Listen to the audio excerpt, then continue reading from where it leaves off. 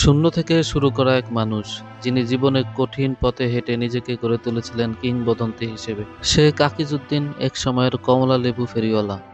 পকেটে মাত্র 17 টাকা নিয়ে শুরু করেছিলেন তার জীবনের ব্যবসায়িক যাত্রা।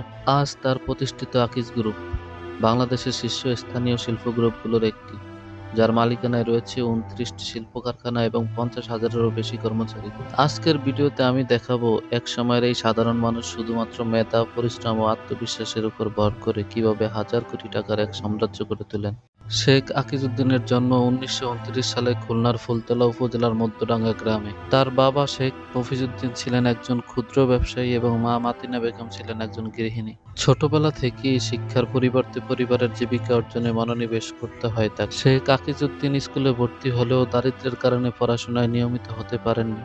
ফলে তিনি তার বাবার ক্ষুদ্র ব্যবসায় সাহায্য করতে বাধ্য হন। মায়ের দেয়া 2 থেকে 4 আনা জমিয়ে রেল স্টেশনে বাদাম লজেস কিনে 2 পয়সা মুনাফার চেষ্টা ছিল আকিজের। কিন্তু জীবনের দারিদ্র্য এবং পরিবারের কষ্ট তাকে ঠেলে দেয় কলকাতায়। 1942 সালে মাত্র 13 বছর বয়সে তিনি পরিবারের থেকে বিচ্ছিন্ন হয়ে কলকাতায় পাড়ি জমান। কলকাতায় এসে শেখ আকিজউদ্দিন জীবনের এক ভিন্ন অধ্যায় সূচনা করেন। তার পকেটে ছিল মাত্র 17 টাকা, আর ছিল না কোনো স্থায়ী আশ্রয়। তাই তাকে শিয়ালদহ রেল স্টেশনে রাত কাটাতে বাধ্য হন দিনের পর দিন। জমানো টাকা শেষ হয়ে আসছে দেখে তিনি সিদ্ধান্ত নেন অল্প পুঁজি দিয়েই কোনো ব্যবসা শুরু করবেন। প্রথম দিকে কমলালেবু বিক্রি করে জীবিকা নির্বাহ করতে থাকেন। স্বল্প লাভ হওয়া সত্ত্বেও তার কঠোর পরিশ্রম এবং ইচ্ছাশক্তির জোরে এই ব্যবসা থেকে তিনি কিছু অর্থ সঞ্চয় করতে সক্ষম হন। তবে শুধুমাত্র কমলা ব্যবসা নয়, এর পাশাপাশি কলকাতায় ঠেলাগাড়িতে করে মণিহারির পসরাও সাজান ছোট্ট আকিজ। ছোট এই ব্যবসাগুলি তাকে একটু একটু করে যখনই আত্মবিশ্বাস এনে দেয়, তখনই কলকাতার কঠিন পরিবেশ এবং আইনি জটিলতায় তিনি একাধিকবার গ্রেপ্তার হন। তাকে অনুমতি ছাড়া রাস্তায় দোকান সাজানোর জন্য পুলিশ গ্রেপ্তার করে এবং তাকে 3 দিনের জেল খাটতে হয়। এই প্রতিকূল অবস্থার মধ্যেও শেখ আকিজউদ্দিন কখনো দমে যাননি। জেল থেকে ছাড়া পাওয়ার পরেও তিনি তার উদ্যোগ চালিয়ে যেতে থাকেন। কিছুকাল পর কলকাতায় তার অবস্থার উন্নতি হলেও তিনি সিদ্ধান্ত নেন যে নিজের দেশে ফিরে আসবেন। তিনি বুঝতে পেরেছিলেন যে নিজের দেশেই তার দীর্ঘমেয়াদী সাফল্যের পথ সুগম। কলকাতা থেকে ফিরে আসার পর তিনি খুলনায় নতুনভাবে জীবন শুরু করার পরিকল্পনা করেন। খুলনায় ফিরে এসে তিনি তার পুরনো বন্ধু নিতাইয়ের সাথে সাক্ষাৎ হয়। নিতাইয়ের পিতা বিধুবাবু তখন বিড়ি তৈরির ব্যবসায় যুক্ত ছিলেন, আর সেই বিড়ির নাম ছিল বিধু বিড়ি। শেখ আকিজউদ্দিন বিধুবাবুর কাছ থেকে বিড়ি ব্যবসার সমস্ত কলাকৌশল শিখতে থাকেন। তিনি বন্ধু নিতাইয়ের সাথে প্রায়ই যেতেন খুলনাতে তামাক কিনতে। এছাড়া বিড়ি তৈরির পদ্ধতি শিখে ফেলেন দ্রুতই, আর এই অভিজ্ঞতা ছিল তার উদ্যোক্তা হওয়ার প্রেরণা। কিন্তু হঠাৎই মৃত্যু এসে কেড়ে নিয়ে যায় আকিজউদ্দিনের মাকে। মায়ের শেষ ইচ্ছা পূরণ করার জন্য বিয়ে করেন নিজ গ্রামের সকিনা খাতুনকে, আর শ্বশুরের ইচ্ছায় স্থানীয় বাজারে মুদির দোকান দেন।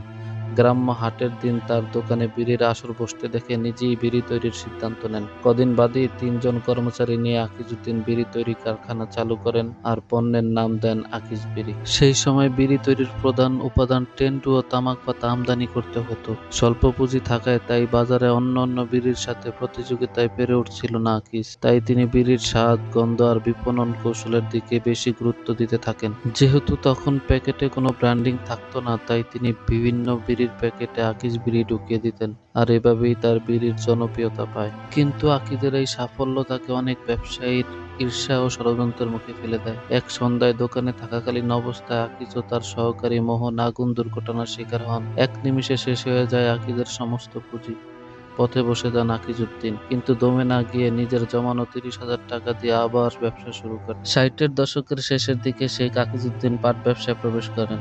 পাট তখন ছিল বাংলাদেশের অন্যতম প্রধান অর্থনৈতিক পণ্য। তার বিড়ির ব্যবসা থেকে প্রাপ্ত সঞ্চয় দিয়ে তিনি পাট ব্যবসায় নিয়োগ শুরু করেন। বিড়ির কারখানার জন্য কেনা 20 বিঘা জমির একাংশ তিনি পাটের গুদাম হিসেবে ব্যবহার করা শুরু করেন। এই সময় পাটের ব্যবসায় উল্লেখযোগ্য লাভের মুখ দেখেন তিনি।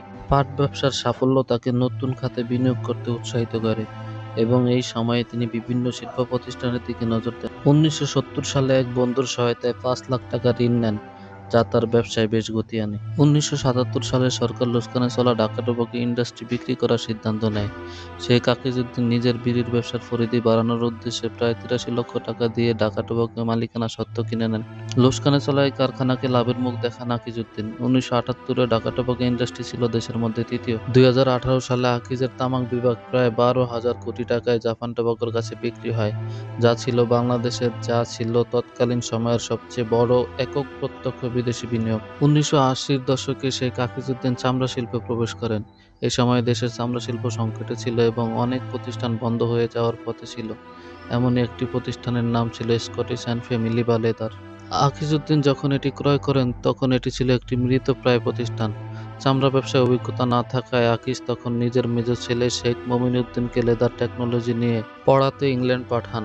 লেখাপড়া শেষে মমিনুদ্দিন এসে সাফ লেদারের কাণ্ডারি হন। এর ফলে সাফ লেদার দেশীয় ও আন্তর্জাতিক বাজারে পায়ের তলায় মাটি খুঁজে পায় এবং বাংলাদেশকে নতুন করে চামড়াজাত পণ্য রপ্তানিতে সক্ষম করে তোলে। 1992 সালে সেজ ছেলের হাতে তুলে দেন প্রথম ম্যাশ ফ্যাক্টরির দায়িত্ব। এই ফ্যাক্টরিতে তৈরি হয় দেশের প্রথম অটোমেটেড মেশিনে তৈরি ম্যাশ ডলফিন, যা এখনো দেশের ঘরে ঘরে এখনো সমান তালে চলছে। ঢাকার ধামরাইয়ে 50 একর জমি এবং ছেলে শেখ বশির উদ্দিনকে নিয়ে আকিজউদ্দিন শুরু করেন Akij food and beverage limited. তাদের প্রথম পণ্য ফার্ম ফ্রেশ দুধ, যা ক্রেতাদের মধ্যে চরম সাড়া ফেলে। এরপর ফ্রুটিকা সহ জনপ্রিয় সব ব্র্যান্ড একের পর এক বাজারে আসা আর জনপ্রিয়তা পেতে থাকে। আকিজ ফুডের কথা বললেই মোজোর নাম বলতেই হয়।